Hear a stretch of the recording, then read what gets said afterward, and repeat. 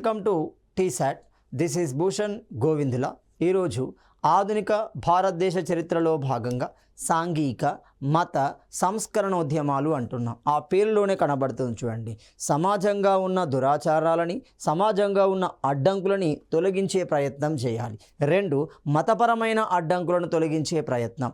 మరి ఈ ప్రయత్నాలలో మనకు ముఖ్యంగా ఆధునిక భారతదేశంలో ఎలాంటి ప్రయత్నాలు, ఎవరి నాయకత్వంలో ఏ విధంగా నిర్వహించబడ్డాయి ఆ అంశాన్ని గమనిస్తే ఇక్కడ సాంఘిక మత సంస్కరణ అంటున్నాం. సాధారణంగా ఈ సంస్కరణ ఉద్యమాలు అనేవి భారతీయ చరిత్రలో ప్రధానంగా మనకి 3 దశల్లో కనబడడం జరుగుతుంది. అందులో మొట్టమొదటి దశను గమనిస్తే ప్రాచీన భారతీయ చరిత్ర అంటున్నాం. సో ఈ ప్రాచీన భారతీయ చరిత్రలో కనుక గమనిస్తే ప్రాచీన భారతీయ చరిత్రలో ఎప్పుడు కనబడుతున్నాయి అంటే మనకు బీసీ అంటున్నాం, బిఫోర్ క్రైస్ట్ అంటున్నాం, 6వ శతాబ్దంలో కనబడడం జరుగుతుంది.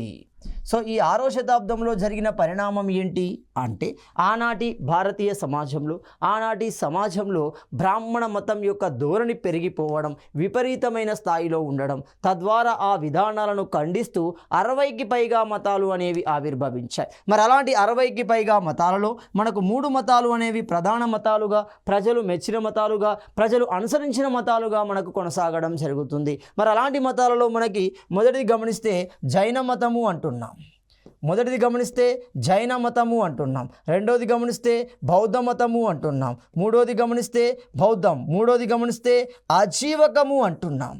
సో అజీవక మతము అంటున్నాం. ఇలా మనకు ప్రధానంగా 3 మతాలు అనేవి అనుసరించబడ్డాయి. కాలక్రమంలో భారతీయ సమాజంలోకి, హిందూ సామాజిక వ్యవస్థలోకి ఇస్లాం సామాజిక వ్యవస్థ అనేది వస్తుంది సింధు దాడి రూపంలో. క్రమంగా ఇస్లాం సమాజం దాని యొక్క భావజాలం భారతీయ సమాజంలో మిళితమవుతుంది. తద్వారా ఆ సందర్భంలో కూడా వచ్చింది మధ్యయుగ భారతదేశ చరిత్రలో మత సంస్కరణ అనేది రావడం జరిగింది. సో క్లియర్గా ఈ ఇస్లాం భావజాలాలు రావడం వల్ల హిందూ భావజాలంలో, హిందూ మత విధానంలో అలజడులు అనేవి క్రియేట్ చేయబడ్డాయి. క్రమంగా హిందూ మతాన్ని సంరక్షించే క్రమంలో, హిందూ మతాన్ని పునరుద్ధరించే క్రమంలో, హిందూ మతాన్ని ఉద్ధరించే క్రమంలో మనకి 2 ఉద్యమాలు వచ్చున్నాయి. అవి హిందూ మతాన్ని ఉద్ధరించడం కోసం పునరుద్ధరించే క్రమంలో వచ్చినవే భక్తి ఉద్యమాలు అంటున్నాము. ఒక రామానుజాచార్యులు గమనించండి, ఒక శంకరాచార్యులు గమనించండి, ఒక మధ్వాచార్యులు గమనించండి, ఒక గురునానక్ గమనించండి, ఒక కబీర్ లాంటి వ్యక్తులు మనకు అక్కడ కనబడతారు. అలాంటి క్రమంలోనే ఇస్లాం మతంలో భావజాలాలని, ఇస్లాం మత పునరుద్ధరణ కోసం వాళ్ళలో మనకి సూఫీ ఉద్యమాలు అనేవి రావడం జరుగుతుంది. ఖ్వాజా మొహినుద్దీన్ చిస్తీ లాంటి వ్యక్తులు మనకు అందులో క్రియాశీలక పాత్ర పోషించడం జరుగుతుంది. ఇలా మధ్యయుగ భారతానికి మత సంస్కరణ అనేది వచ్చింది. కాలక్రమంలో భారతీయ సమాజంలోకి 3వ మతం ఎంటర్ అవుతుంది, బ్రిటిష్ రూపంలో, యూరోపియన్ల రూపంలో. ముఖ్యంగా భారత సమాజం బ్రిటిష్ అధికారంలోకి రావడం వల్ల క్రైస్తవ మత భావజాలం అనేది భారతీయ సమాజంలోకి రావడం జరుగుతుంది. తద్వారా పెనుమార్పులు అనేవి సంభవించాయి. సో ఇలాంటి క్రమంలోనే మధ్యతరగతి మేధావి వర్గం అనేది ఆవిర్భవించింది. సమాజంలో అనాదిగా కొనసాగుతున్న అనేక దురాచారాలను వాళ్ళు ప్రశ్నించడం మొదలుపెట్టారు. ఇలాంటి క్రమంలోనే ఒక్కొక్క వర్గానికి సంబంధించి, ఒక్కొక్క సమాజానికి సంబంధించి ఉద్యమాల పరంపర అనేది ప్రారంభం కావడం జరుగుతుంది. అలాంటి వాటిలో నిమ్న జాతి కులాలకు సంబంధించి కాబట్టి అంటే కుల వ్యతిరేక ఉద్యమాలు కానీ, బ్రాహ్మణ వ్యతిరేక ఉద్యమాలు కానీ, ఇలాంటి ఉద్యమాలు అనేవి మనకి సాంఘిక మత సంస్కరణ ఉద్యమాలలో భాగంగా కొనసాగుతున్నాయి. మరి ఇవి ఏ విధంగా వచ్చాయి, రావడానికి గల కారణాలు ఏంటి, ఇలాంటి కారణాల నేపథ్యంలో అది రావడం జరిగింది. ప్రజానికంలో ఆ ఉద్యమ చైతన్యం అనేది రావడం జరిగింది. గమనిస్తే క్రీశకం 18-19వ శతాబ్దం నాటికి సమాజంలో ఏర్పడిన వైరుధ్యాల నేపథ్యంలో ఇవి ప్రారంభం కావడం జరుగుతుంది. సో అలాంటి వైరుధ్యాలు ఏంటి, ఇలాంటి కారణాల నేపథ్యంలో ఇది ప్రారంభమవుతుంది అంటే మొట్టమొదటి కారణాన్ని గమనించవచ్చు. సాంఘిక దురాచారాలను వీటిని నిషేధిస్తూ బ్రిటిష్ ప్రభుత్వం చేసిన చట్టాలు అంటున్నా. మరి సాంఘిక దురాచారాలు ఆ పేరులోనే కనబడుతుంది చూడండి, సాంఘిక మత సంస్కరణ అంటున్నాం. అంటే సాంఘిక దురాచారాలు అయిన సతీ సహగమనం కానీ, వితంతువులకి పునర్వివాహం లేకపోవడం కానీ, బాల్య వివాహాలు కానీ, వరకట్నం కానీ, ఇలాంటి సాంఘిక దురాచారాలు ఉన్నాయి. సో మరి అలాంటి సాంఘిక దురాచారాలను ఖండిస్తూ అనేక ఉద్యమాలు ప్రారంభమవుతున్నాయి. మరి ఇలాంటి నేపథ్యంలో సాంఘిక దురాచారాలను ఖండిస్తూ లేదా నిషేధిస్తూ బ్రిటిష్ ప్రభుత్వం చట్టాలు చేయడం జరుగుతుంది. మరి ఇలాంటి చట్టాలు చేసింది ఒక సతీ సహగమన చట్టాన్ని చేస్తుంది చూడండి. సతీ సహగమన చట్టము అంటున్నాం చూడండి.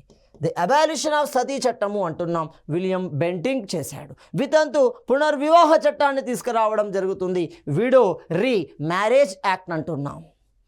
అదేవిధంగా మనకి నేటివ్ మ్యారేజ్ చట్టం తీసుకురావడం జరుగుతుంది. సో ఇలానే అనేక చట్టాలను బ్రిటిష్ ప్రభుత్వం తీసుకురావడం కూడా ఈ మత సంస్కరణోద్యమానికే కారణమవుతుంది. అదేవిధంగా రెండో కారణాన్ని గమనిస్తే పాశ్చాత్య ధోరణులు అంటున్నాం. ఏంటి పాశ్చాత్య ధోరణులు? వెస్ట్రన్ కల్చర్స్ అంటున్నాం. సో వెస్ట్రన్ కల్చర్కి భారతీయ సమాజానికి ఉన్న భేదాలు ఏంటి? అక్కడ సమాజం, ఉదాహరణకి లండన్ సమాజాన్ని కనుక గమనిస్తే స్త్రీ పురుషుల యొక్క సమానత్వం అనేది ఉంటుంది. స్త్రీ పురుషులలో స్వేచ్ఛా స్వాతంత్రాలు అనేవి స్పష్టంగా కనబడతాయి. అది ఆర్థిక పరంగా కానీ, రాజకీయ పరంగా కానీ, సామాజిక పరంగా కానీ, కుటుంబ పరంగా కానీ ఇలాంటి స్వేచ్ఛా స్వాతంత్రాలు అనేవి స్పష్టంగా పాశ్చాత్య ధోరణిలో ఉంటాయి. అలాంటి భావజాలం భారతీయ సమాజంలోకి ప్రవేశించడం, అదేవిధంగా వారు అనుసరించే విద్యా విధానము కూడా భారతీయ సమాజంలోకి అనుసరించబడమే. సో పాశ్చాత్య ధోరణులు దానికి రెండో కారణంగా పిలుస్తున్నాం. మూడో కారణంగా గమనిస్తే పత్రికలు అంటున్నాం, న్యూస్ పేపర్ అంటున్నాం. ఇవి కూడా సాంఘిక మత సంస్కరణోద్యమాలకి కారణమవుతున్నాయి. మరి ఇలాంటి పత్రికలు, ఒక రాజా రామ్మోహన్ రాయ్ పత్రికలు గమనిస్తే మిరాట్ ఉల్ అక్బర్ అంటున్నాం. ఒక వివేకానందని పత్రికను గమనిస్తే ఉద్బోధన అంటున్నాం. సో ఇలాంటి పత్రికలు కూడా మనకు ప్రజానికాన్ని చైతన్యపరిచాయి, ఉద్యమ బాట పట్టించే విధంగా, తమకు ఉన్న సమస్యలను రూపుమాపుకునే విధంగా ప్రజల్లో చైతన్యాన్ని నింపగలగడం జరిగింది. అది పత్రికలు మూడో కారణం అంటున్నాం. నాలుగో కారణాన్ని గమనిస్తే క్రైస్తవ మిషనరీలు అంటున్నాం. సో క్రైస్తవ మిషనరీల యొక్క పాత్ర ఏంటి? ఇది చాలా చాలా క్రియాశీలకంగా ఉంటున్నాయి. సో క్రైస్తవ మిషనరీలు ఏంటి? మత వ్యాప్తిలో భాగంగా సమాజానికి సేవ చేసే ఉద్దేశాన్ని కలిగి ఉండడం జరుగుతుంది. తద్వారా బలహీన వర్గాలకి విద్యను అందని ద్రాక్షగా ఉన్న ఆ బలహీన వర్గాలకి విద్య ఈ రూపంలో అందించబడింది. అందులో వాళ్ళ స్వార్థం ఉన్నప్పటికీ, మత వ్యాప్తి ఉన్నప్పటికీ సామాజిక సేవ అనేది స్పష్టంగా కనబడుతుంది. సో ఇలాంటి క్రమంలో బలహీన వర్గాలకి విద్య అందించబడని వర్గాలకు కూడా విద్య అందించబడింది. క్రైస్తవ మిషనరీల రూపంలో, పాఠశాలల రూపంలో ఇది అందించబడింది. ఇది కూడా క్రియాశీలకంగానే ఉంటుంది. అదేవిధంగా ఐదో అంశాన్ని గమనిస్తే ఆంగ్ల విద్యా విధానము అంటున్నాం. ఇది చాలా చాలా ఇంపార్టెంట్. ఎవరు? విలియం బెంటింక్ అంటున్నాం.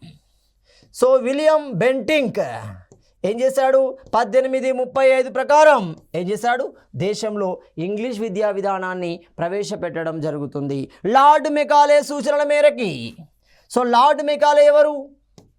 సో లార్డ్ మెకాలే కమిటీ సూచనల మేరకి ఈ ఇంగ్లీష్ విద్యా విధానాన్ని భారతీయ సమాజంలో ప్రవేశపెట్టడం జరుగుతుంది. మరి దీంట్లో ఉన్న రెండో కోణం ఏంటి అంటే, ఇంగ్లీష్ విద్యా విధానం ప్రవేశపెట్టడం ద్వారా భారతీయులలోనే ఇంగ్లీష్ చదివిన వ్యక్తులని తమ పరిపాలనలో ఉపయోగించుకోవడం. అందులో వాళ్ళ స్వార్థం కూడా ఉంది చూడండి.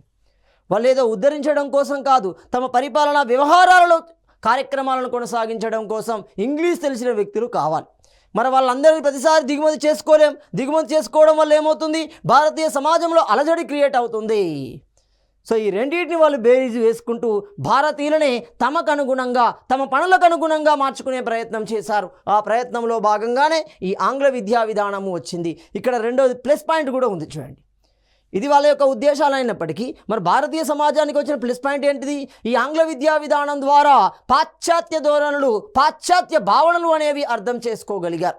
అంటే లండన్ లాంటి సమాజాలలో స్త్రీ పురుషుల మధ్య ఉన్న సమానత్వం, స్వేచ్ఛా స్వాతంత్రాలు, రాజకీయ స్వాతంత్రం, వారి జీవన శైలులు అనేవి తెలుసుకోగలిగారు. అలాంటి వాటిని భారతీయ సమాజానికి చెప్పగలిగారు. అలా చెప్పగలిగిన వర్గాన్ని మనం ఏమంటున్నాం? మధ్యతరగతి మేధావి వర్గము అంటున్నాం. సో ఈ మధ్యతరగతి మేధావి వర్గం రావడానికి, జనించడానికి, ఆవిర్భవించడానికి ప్రధాన కారణం ఈ ఆంగ్ల విద్యా విధానం అవుతుంది. ఒక రాజా రామ్మోహన్ రాయ్, ఒక స్వామి వివేకానంద, ఒక స్వామి దయానంద సరస్వతి, ఇలాంటి వ్యక్తులు మనకి మధ్యతరగతి మేధావి వర్గంలో ఉంటారు. ఒక కేశవ చంద్రసేన్, ఒక ఎంజి రనడే. అదే కాకుండా ఈ మధ్యతరగతి మేధావి వర్గంలో మహిళా మేధావి వర్గం కూడా తయారు చేయబడింది. ఒక పండిత రమాబాయి తయారవుతుంది చూడండి. ఒక సావిత్రిబా పూలే, ఒక పండిత రమాబాయి లాంటి వ్యక్తులు కూడా క్రియాశీలకంగా తయారవుతున్నారు. మహిళా సమస్యల పట్ల మహిళా చైతన్యాన్ని నింపి ఉద్యమాల పరంపరను ప్రారంభించడం జరుగుతుంది. సో ఇలాంటి కారణాల నేపథ్యంలో మనకు 18-19వ శతాబ్దం నాటికి సాంఘిక మత సంస్కరణ ఉద్యమాలు అనేవి ప్రారంభించబడ్డాయి.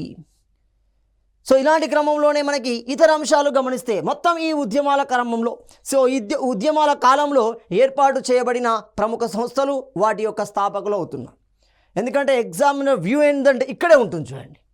అంటే ఓవర్ వ్యూలో క్వశ్చన్ అడిగే ప్రమాదం ఉంటుంది. బాగా గమనించండి. ఇక్కడ గమనిస్తే సంస్థ దాని యొక్క స్థాపకులు ఇచ్చి మ్యాచ్ ద ఫాలోయింగ్స్ ఇవ్వవచ్చు, లేదా క్రింది వాణిలో సరైన జతలు లేదా క్రింది వాణిలో సరికాని జతలు కూడా అడగవచ్చు. కాబట్టి ఇక్కడ గమనించాలి. మొదటి గమనిస్తే రాజా రామ్మోహన్ రాయ్ అంటున్నాం. ఎవరి రాజా రామ్మోహన్ రాయ్?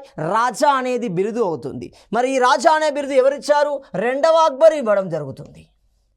సో రెండవ అక్బర్ ఎవరు అంటే మలి మొఘలులు అవుతున్నారు, చివరి మొఘలులు అవుతున్నారు, కడపడి మొఘలులు అవుతున్నారు, ఇంకా వాళ్ళని బలహీన మొఘలులు అనవచ్చు. అందులో మనకు రెండవ అక్బర్ ఉంటాడు. సో ఆ రెండవ అక్బర్ రాజా అనే బిరుదుని రాజా రామ్మోహన్ రాయ్కి ఇవ్వడం జరుగుతుంది. మొత్తంగా సాంస్కృతిక పునర్జీవనానికి పితాగా పిలువబడుతున్నాడు. భారతీయ సాంస్కృతిక పునర్జీవన పితాగా పిలువబడుతున్నాడు. బెంగాల్ సాంస్కృతిక పునర్జీవన పితాగా పిలువబడడం జరుగుతుంది. అతడే రాజా రామ్మోహన్ రాయ్. ఒక బుద్ధవాన్ ఫ్యామిలీలో, ఒక జమీందారు ఫ్యామిలీలో జన్మించినప్పటికీ సామాజిక సేవ పట్ల సమాజంలో ఉన్న అనేక అడ్డంకులను తొలగించే ప్రయత్నంలో ఇతడు చాలా కృషి చేయడం జరుగుతుంది. మరి ఇలాంటి క్రమంలోనే ఇతని చేత ఏర్పాటు చేయబడిన సంస్థ ఆత్మీయ సభ అవుతుంది. బ్రహ్మ సమాజ మందిరాలు కూడా ఇతని చేతనే ఏర్పాటు చేయబడతాయి. అలాంటి ఆత్మీయ సభ ఎప్పుడు ఏర్పాటు చేయబడింది? 1815వ సంవత్సరంలో ఏర్పాటు చేయబడింది. సో మరి ఇతని కోవలోకి చెందిన మరొక వ్యక్తి సాహు మహారాజ్ అంటున్నాం. సో మరి ఎవరి సాహు మహారాజ్? గమనిస్తే సాహు మహారాజ్ సర్వశోధక్ సమాజాన్ని ఏర్పాటు చేశాడు. సమాజంలో దళిత వర్గాలని, బలహీన వర్గాలని, వారి సమస్యల పట్ల చైతన్యాన్ని నింపగలిగాడు. బలమైన వర్గాలను ఎదిరించే విధంగా వాళ్ళను చైతన్యపరిచాడు. వాళ్ళ హక్కుల కోసం పోరాడే విధంగా ఈ సర్వశోధక్ సమాజం ద్వారా చైతన్యాన్ని నింపడం జరిగింది మనకు సాహు మహారాజ్. అదేవిధంగా ఎంజి రనడే అంటున్నాం, ఆత్మారాం పాండురంగ. ఈ ఇద్దరు ముఖ్యంగా కేశవచంద్రసేన్ చేత ప్రభావితుడైన ఆత్మారాం పాండురంగ ప్రార్థనా సమాజాన్ని ఏర్పాటు చేశాడు. ఒరిజినల్గా ప్రార్థనా సమాజం ఆత్మారాం పాండురంగానే ఏర్పాటు చేస్తాడు. ఇతనికి మద్దతు ఇచ్చిన వారు ఆర్థిక పరంగా కానీ సపోర్ట్ ఇచ్చిన వారు ఎంజి రనడే అవుతారు.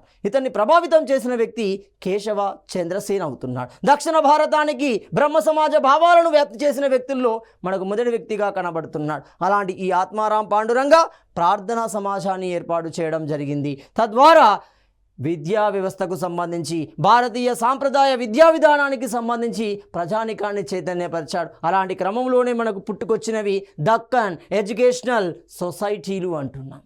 తద్వారా మహిళా విద్య, తద్వారా సామాజిక విద్యను వాళ్ళు ప్రోత్సహించారు. తమ సమస్యల పట్ల వాళ్ళు ఆలోచింపే విధంగా వాళ్ళను తయారు చేయడం జరుగుతుంది. ఇలాంటి సంస్థల్లో మరో సంస్థను గమనిస్తే దేవేంద్రనాథ్ ఠాగూర్. మరి ఎవరి దేవేంద్రనాథ్ ఠాగూర్?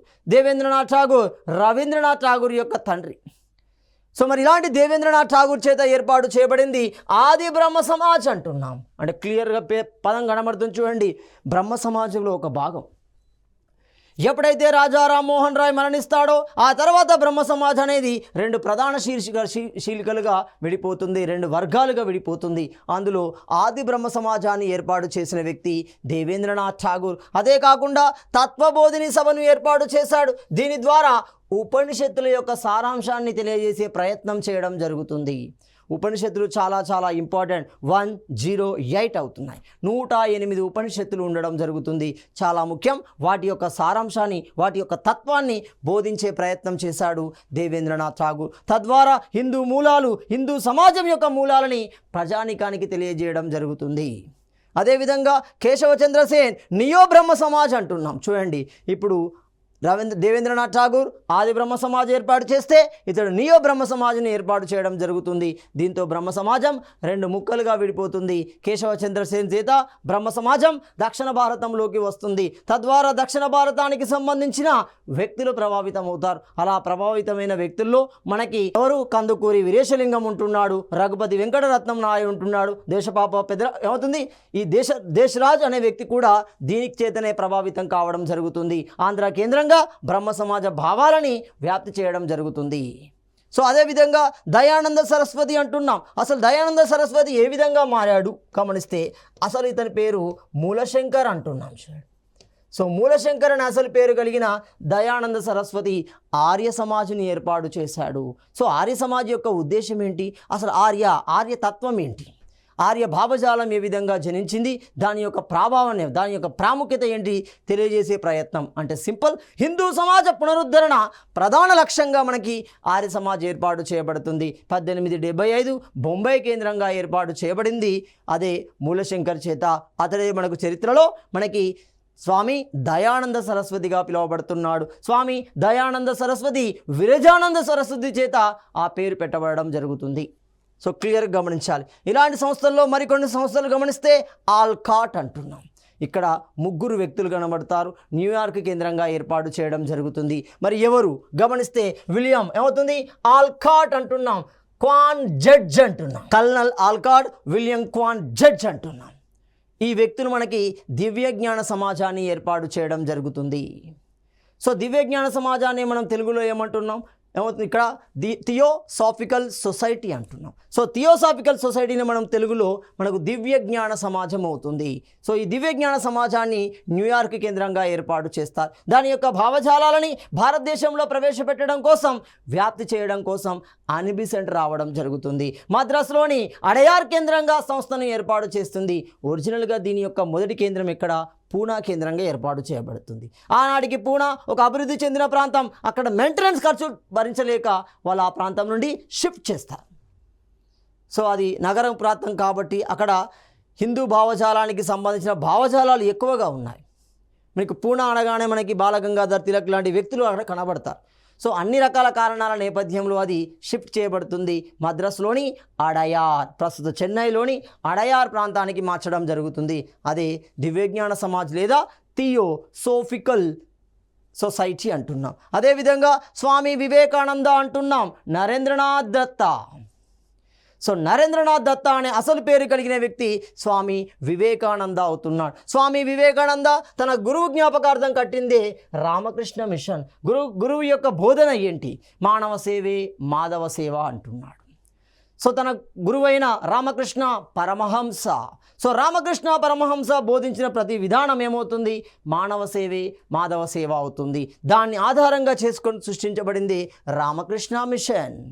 సో రామకృష్ణ మిషన్ యొక్క మోటో కూడా అదే అవుతుంది. దాన్ని బేలూరు కేంద్రంగా, కోల్కతాలోని బేలూరు కేంద్రంగా మనకి స్వామి వివేకానంద ఏర్పాటు చేయడం జరుగుతుంది. అలాంటి క్రమంలోనే దళిత వర్గాలను ఉద్ధరించడం కోసం, దళిత వర్గాలలో దేవాలయ ప్రవేశం అనేది లేదు.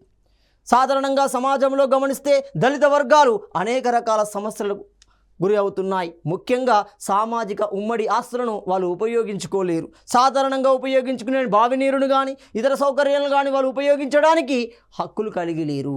దేవాలయ ప్రవేశం లేదు. సమాజం చేత వాళ్ళు వెట్టి లాంటి దోపిడికి గురి కావడం జరుగుతుంది. మరి ఇలాంటి వర్గాలలో చైతన్యం నింపే ప్రయత్నం చేశాడు జ్యోతిబా పూలే అవుతున్నాడు. సో జ్యోతిబా పూలేనే మహాత్మా అంటున్నాం. మహాత్మా గోవిందరావు జ్యోతిబా పూలే అవుతున్నాడు. ఇక్కడ పూలే అనే పదం ఏమవుతుంది, అతని యొక్క వృత్తిని చూపించడం జరుగుతుంది. ఆనాటి మారాఠా పిష్వాలకి పూలు అందచేయడం ద్వారా కాలక్రమంలో ఈ కుటుంబం పూలే కుటుంబంగా పిలువబడుతుంది. అంటే ఫ్లవర్ సెల్లర్స్ అంటున్నాం. ఎవరికి, పీష్వా కుటుంబాలకి అందజేసేవారు. సో అలాంటి జ్యోతిబా పూలే సత్యశోధక్ సమాజాన్ని ఏర్పాటు చేశాడు 1873 నాటికి. అదే క్రమంలో అబ్దుల్ లతీఫ్ మహమ్మదన్ లిటరరీ సొసైటీని ఏర్పాటు చేయడం జరిగింది. సో దీని యొక్క ఉద్దేశం ఏంటి, మహమ్మదీయ వర్గాలలో చైతన్యాన్ని నింపడం కోసం మతంలో ఉన్న కొన్ని మూఢ పదాల గురించి వారికి అవగాహన కల్పించాలి. అప్పుడే మత విధానాన్ని సక్రమమైన మార్గంలో వాళ్ళు ఉపయోగించగలుగుతారు. కాబట్టి మహమ్మదన్ లిటరరీ సొసైటీని ఏర్పాటు చేశాడు అబ్దుల్ లతీఫ్. బిఆర్ అంబేద్కర్ దళిత వర్గాల మేసయ్యగా పిలువబడుతున్నాడు. సో అలాంటి B R Ambedkar all India depressed class ఫెడరేషన్ను ఏర్పాటు చేయడం జరుగుతుంది. అంటే అఖిల భారతీయ స్థాయిలో హరిజన సంఘాలకి, దళిత వర్గాలకి రక్షణగా ఈ సంస్థ ఏర్పాటు చేస్తాడు. దీనికి ఎగ్జాక్ట్లీ ఇక్కడ మహాత్మా గాంధీది కూడా ఉంటుంది చూడండి. సో ఇక్కడ డిప్రెస్డ్ క్లాస్ ఫెడరేషన్ అంటే 1942 అంబేద్కర్, 1932 అంటే ఆల్ ఇండియా హరిజన సంఘము అంటాం. అఖిల భారత హరిజన సంఘాన్ని ఏర్పాటు చేస్తున్నాడు మహాత్మా గాంధీ. ఇతడే మొదటిసారిగా హరిజనులని ఏమవుతుంది, దళిత వర్గాలని హరిజన అనే పదంతో సంబోధించడం జరుగుతుంది. అంటే జాతీయ స్థాయిలో ఒక నాయకుడైన గాంధీజీ మొదటిసారిగా దళితులని హరిజన అనగా దేవుని పిల్లలు అనగా భగవంతుని పిల్లలుగా సంబోధించడం జరిగింది. ఇలాంటి క్రమంలోనే దళిత వర్గాల అభివృద్ధి కోసం అనేక వ్యాసాలు రాస్తూ ఒక పత్రికను కూడా స్థాపించడం జరుగుతుంది. ఆ పత్రికని మనం ఏమంటున్నాం? హరిజన పత్రిక అంటున్నాం. సో ఇలాంటి అనేక సంస్థలు ఈ ఉద్యమ కాలాలలో అంటే సాంఘిక మత సంస్కరణ ఉద్యమ కాలాలలో ఏర్పాటు చేయబడ్డాయి. సో మరి ఇలాంటి కాలంలోనే ఈ ఉద్యమ కాలంలో నిర్వహించబడిన ఉద్యమాలు ఏంటి అంటే సాంఘికంగా ఉన్న అంటే సమాజంలో ఉన్న దురాచారాలను రూపుమాపడం కోసం ఎలాంటి నాయకులు ఎలాంటి ఉద్యమాలను కొనసాగించారు, ఏ విధమైన చైతన్యాన్ని ప్రజానీకంలో నింపగలిగారు, మతపరమైన పోకడలని ప్రశ్నిస్తూ ఏ రకమైన ఉద్యమాలు నిర్వహించడం జరుగుతుంది. ఒక బ్రాహ్మణ వ్యతిరేక ఉద్యమాలు గమనించండి, ఒక కుల వ్యతిరేక ఉద్యమాలు గమనించండి, ఒక నిమ్నవర్గ ఉద్యమాలు గమనించండి, మీకు క్లారిటీ వస్తుంది. ఇందులో మనం గమనిస్తే పిట్టి త్యాగరాయ శెట్టి అంటున్నాం. సో ఈ పిట్టి త్యాగరాయ శెట్టి ఏం చేశాడు? జస్టిస్ ఆత్మగౌరవ ఉద్యమాన్ని ప్రారంభించడం జరుగుతుంది. సో జస్టిస్ ఆత్మగౌరవ ఉద్యమాన్ని ప్రారంభించాడు. మీర్జా గులాం అహ్మదీయ ఉద్యమాన్ని నిర్వహించడం జరుగుతుంది. అహ్మద్ బ్రెహిల్వి వహాబీ ఉద్యమాన్ని నిర్వహిస్తున్నాడు. తెలంగాణ కేంద్రంగా హైదరాబాద్ కేంద్రంగా 1857 తిరుగుబాటు రావడానికి ప్రధాన సంఘటనగా దీన్ని చరిత్రకారులు భావిస్తున్నారు, సూచించడం జరుగుతుంది. వహాబీ ఉద్యమము అంటున్నాం. అదే క్రమంలో మనకు నారాయణ గురు అంటున్నాం, శ్రీమన్నారాయణ ధర్మపాల యాగ అంటున్నాం. ఇది కేరళ కేంద్రంగా నిర్వహించబడుతుంది దళిత వర్గాలకి దేవాలయ ప్రవేశం కోసం. సో అలాంటి శ్రీమన్నారాయణ ధర్మపాల యాగాన్ని నారాయణ గురు, ఒకే కులం ఒకే మతం ఒకే దేవుడు అంటున్నాడు. ఆ నినాదం ఇచ్చింది నారాయణ గురే. ప్రతి సందర్భంలో గాంధీజీ యొక్క కొన్ని విధానాలను ఇతడు వ్యతిరేకిస్తున్నాడు. అదేవిధంగా రామస్వామి నాయకర్ అంటే పెద్దన్న అని అర్థం తమిళ పదాలలో. రామస్వామి నాయకర్ అంటున్నాం. ఇతడే వైకోమ్ ఉద్యమాన్ని నిర్వహించడం జరుగుతుంది, ఆత్మగౌరవ ఉద్యమాన్ని నిర్వహించడం జరుగుతుంది. ఈ వైకోమ్ అనేది లేదా వైకోమ్ అంటే ఏంటి? ఒక ప్రదేశం. సో ఈ వైకోమ్ అనే ప్రదేశంలో దళిత వర్గాలకి దేవాలయ ప్రవేశాన్ని కల్పించడమే దీని యొక్క ప్రధాన ఉద్దేశం. ఆత్మగౌరవ ఉద్యమం బ్రాహ్మణ పోకడను వ్యతిరేకిస్తూ వచ్చిందే ఆత్మగౌరవ ఉద్యమం 1925లో. ఈ రెండు ఉద్యమాల కర్మ రామస్వామి నాయకర్ తమిళనాడు కేంద్రంగా కనబడుతున్నాడు. అంబేద్కర్ గమనిస్తే కలరాం టెంపుల్ ఉద్యమం అంటున్నాం, ఆ పేరులోనే ఉంది చూడండి. దళిత వర్గాలకి కలరాం టెంపుల్ ఉద్యమం ద్వారా దేవాలయ ప్రవేశం కల్పించే ప్రయత్నం చేశాడు. సయ్యద్ అహ్మద్ ఖాన్ అంటాం, అలీగఢ్ ఉద్యమము అంటున్నాం. ముస్లిం వర్గాలలో పాశ్చాత్య విద్య పట్ల చైతన్యం కలిగించడంలో ఇది క్రియాశీలక పాత్ర పోషించింది. అంతేకాకుండా డిరాజియో అంటున్నాం, ఆధునిక భారతీయ చరిత్రలోనే మొట్టమొదటి ఉద్యమంగా చరిత్రకారులు భావిస్తున్నారు. అదే యంగ్ బెంగాల్ ఉద్యమము అంటున్నాం. సో ఈ యంగ్ బెంగాల్ ఉద్యమాన్ని ప్రారంభించింది హెన్రీ డిరాజియో అంటాం. ఇతని యొక్క అనుచరులనే డిరాజియన్స్ అంటున్నాం. ఇతడే ఏం చేశాడు? మనకి కోల్కతా కేంద్రంగా ప్రొఫెసర్గా పనిచేయడం జరుగుతుంది. మొత్తం ఆధునిక భారతీయ చరిత్రలోనే మొట్టమొదటి జాతీయ భావాలు కలిగిన కవిగా పిలువబడుతున్నాడు. అలాంటి క్రమంలోనే ఈ ఉద్యమ కాలంలో జరిగిన ప్రముఖ పత్రికలు ఏంటి? పత్రిక ద్వారా కూడా చూసాం. అంటే ఈ ఉద్యమాలు జరగడానికి ప్రధాన కారణాలలో ఒకటి పత్రికలు అన్నాం. మరి ఇలాంటి క్రమంలో ఎలాంటి వ్యక్తులు ఏ విధమైన పత్రికలను ఏర్పాటు చేశారు, తద్వారా ఏ విధమైన భావజాలాన్ని ప్రజానికంలోకి తీసుకెళ్లే ప్రయత్నం చేయడం జరుగుతుంది. గమనిస్తే రాజా రామ్మోహన్ రాయ్ సంవాద కౌముది అంటున్నాం, ఏ భాషలో? బెంగాలీ భాషలో. మీరాట్ ఉల్ అక్బర్ అంటున్నాం, ఏ భాషలో? పర్షియన్ భాషలో ఏర్పాటు చేయడం జరుగుతుంది. ఈ రెండు పత్రికలను ఏర్పాటు చేసింది రాజా రామ్మోహన్ రాయ్. దేవేంద్రనాథ్ ఠాగూర్ బెంగాలీ పత్రికను ఏర్పాటు చేయడం జరుగుతుంది. అదేవిధంగా తత్వబోధిని పత్రికను ఏర్పాటు చేస్తాడు. ఈ తత్వబోధిని పత్రిక ద్వారానే ఉపనిషత్తుల యొక్క సారాంశాన్ని ప్రజానికానికి తెలియజేసే ప్రయత్నం చేస్తున్నాడు. వివేకానంద ప్రబుద్ధ భారత్ ఉద్బోధన అంటున్నాడు. సో ఈ రెండు పత్రికలను ఏర్పాటు చేసింది ఎవరు? స్వామి వివేకానంద అవుతున్నాడు. అలాంటి క్రమంలోనే అనీ బెసెంట్ దేశానికి సంబంధించినప్పటికీ ఐర్లాండ్ దేశానికి సంబంధించిన వనిత అనీ బెసెంట్ దివ్యజ్ఞాన సమాజం యొక్క భావాలని భారతీయ సమాజానికి అందించే ప్రయత్నం చేయడం జరుగుతుంది. దీని యొక్క భావాలలో అతి ముఖ్యమైనది విశ్వమానవ సౌభ్రాతృత్వము అంటున్నాం, యూనివర్సల్ సావర్నిటీ అంటున్నాం. సో అలాంటి భావాలని ప్రజానికానికి అందించే ప్రయత్నం చేసింది అనీ బెసెంట్. అలాంటి అనీ బెసెంట్ న్యూ ఇండియా కామన్వెల్త్ పత్రికలను ఉపయోగించింది.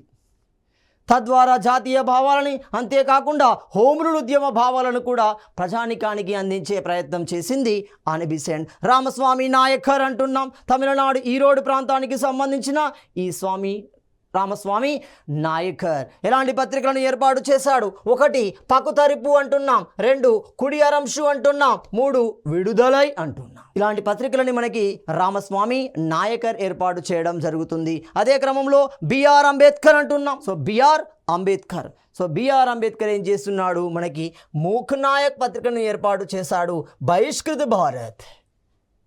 బహిష్కృత సమాజాన్ని ఏర్పాటు చేశాడు. అదే క్రమంలో బహిష్కృత భారత్ అనే పత్రికను కూడా ఏర్పాటు చేయడం జరుగుతుంది. తద్వారా దళిత వర్గాల చైతన్యం కోసం, దళిత వర్గాల పురోభివృద్ధి కోసం తనదైన వ్యాసాలు రాశాడు. ఆ వ్యాసాలలో ప్రధాన అంశం ఏంటి? మీరు చదువుకున్నప్పుడే మీ సమస్యల పట్ల మీరు అవగాహన కలిగి ఉంటారు. ఎప్పుడైతే మీ సమస్యల పట్ల మీరు అవగాహన కలిగి ఉంటారో సమాజం నుండి, సమస్యల నుండి బయటపడే ప్రయత్నాలు మీకంటూ మీకు వస్తాయి అని చెప్పడం. అతని యొక్క ఉద్దేశమే చదువుకోవాలి అని చెప్పడం. సో మనకి ఇక్కడ బహిష్కృత భారత్, మూక్ నాయక్ పత్రికలు బిఆర్ అంబేద్కర్కు సంబంధించినవి. గాంధీజీకి సంబంధిస్తే Harijan, young India, Indian opinion, Navajivan అంటున్నాం. ఇక్కడ హరిజన్ పత్రిక చాలా ఇంపార్టెంట్. దళిత వర్గాల చైతన్యం కోసం, దళిత వర్గాలలో పురోభివృద్ధి కోసం తనదైన వ్యాసాలు రాయడం జరుగుతుంది. అంతేకాకుండా క్విట్ ఇండియా భావజాలాలని సమాజానికి పరిచయం చేయడంలో ఈ హరిజన్ పత్రికని ఎక్కువగా ఉపయోగించాడు గాంధీజీ అంటున్నాం. సుబ్రహ్మణ్య అయ్యర్ స్వదేశీ మిత్రన్ పత్రికను స్థాపించాడు. తద్వారా భావజాలాలని, జాతీయ భావజాలాలని ప్రజానికానికి అందించడం జరిగింది. కేశవచంద్ర సేన్ ఇండియన్ మిర్రర్ అంటున్నాం. ఇండియన్ మిర్రర్ని ఏర్పాటు చేసింది కేశవచంద్ర సేన్ అవుతున్నాడు. అలాంటి క్రమంలోనే ఈ ఉద్యమ కాలంలో సంస్కర్తలు రాసిన గ్రంథాలు ఏంటి? ఈ గ్రంథాలలో ఆనాటి సమాజం ఎదుర్కొంటున్న సమస్యలు ప్రధాన ఇతివృత్తాంతంగా ఉంటున్నాయి. చాలా సందర్భాలలో ఎగ్జామినర్ దీని మీద ఫోకస్ అవుతూనే ఉన్నాడు. సో ఉదాహరణకు గమనిస్తే ఇక్కడ జ్యోతిబా పూలే అంటున్నాం.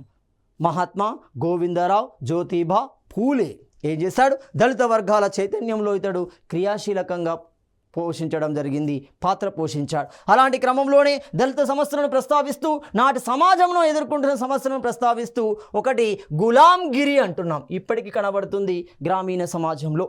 సో ఈ గులాంగిరి అంటున్నాం, ఇషారా అంటున్నాం, శివాజీ కథలు అంటున్నాం, ధర్మతృతీయ రత్న అంటున్నాం.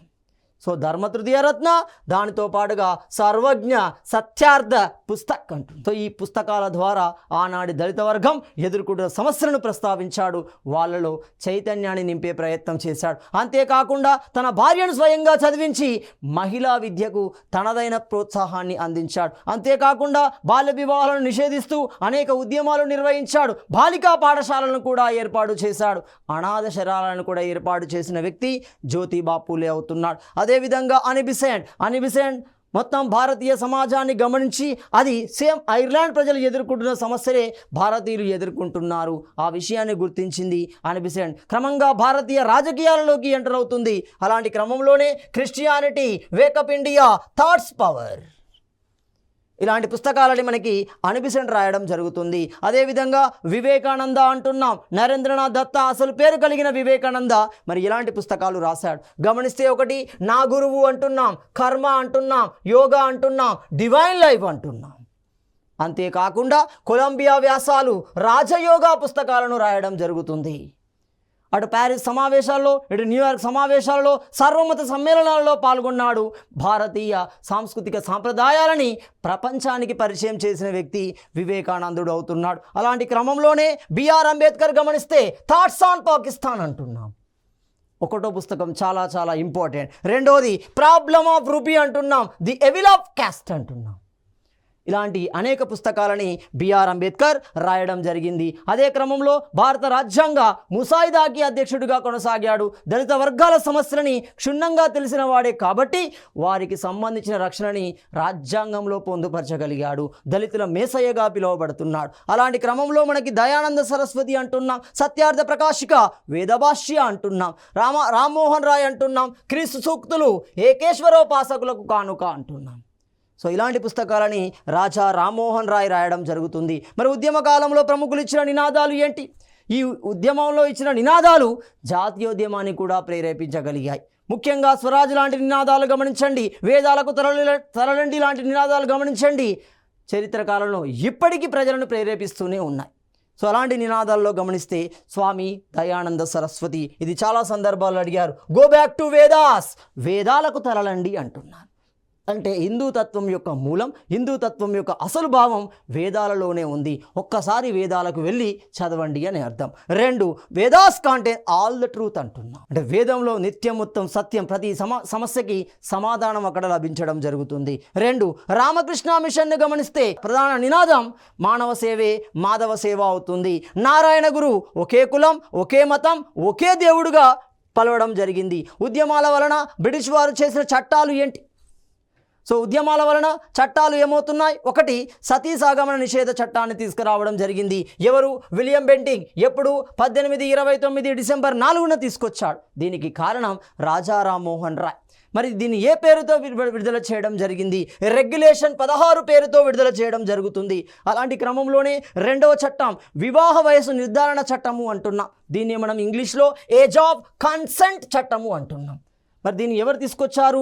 లార్డ్ లాన్స్ డౌన్ తీసుకురావడం జరుగుతుంది 1891 మార్చిలో. ఏ పేరుతో తీసుకొచ్చాడు? రెగ్యులేషన్ 10 పేరుతో తీసుకురావడం జరిగింది. వితంతు పునర్వివాహ చట్టం, ఇది 3వ చట్టం. దీన్ని మనం ఏమంటాం? హిందూ విడో రీమ్యారేజ్ చట్టము అంటున్నాం. వితంతువులు భర్త చనిపోయిన అమ్మాయిలకి మళ్ళీ వివాహం చేయడం. దీనికి కారణం ఎవరు? ఈశ్వరచంద్ర విద్యాసాగర్ లాంటి వ్యక్తుల యొక్క తోడ్బలం. ఇక్కడ గమనిస్తే లార్డ్ డెల్హౌసీ 1856 జూలై 26న రెగ్యులేషన్ 15 పేరుతో ప్రకటించడం జరుగుతుంది. ఇలా బ్రిటిష్ నాయకులు, ఆనాటి బ్రిటిష్ పాలకులు ఈ ఉద్యమకారుల యొక్క ఒత్తిడి వలన వివిధ రకాల చట్టాలు తీసుకురాగలిగారు. సమాజంలోని మతపరమైన కొన్ని అంశాలను వాళ్ళు నిషేధించగలిగారు. స్వేచ్ఛా స్వాతంత్రాలు సమాజానికి అందించగలగడం జరిగింది. సో తదుపరి అంశాన్ని మనము తదుపరి వీడియోలో చర్చించుకుందాం.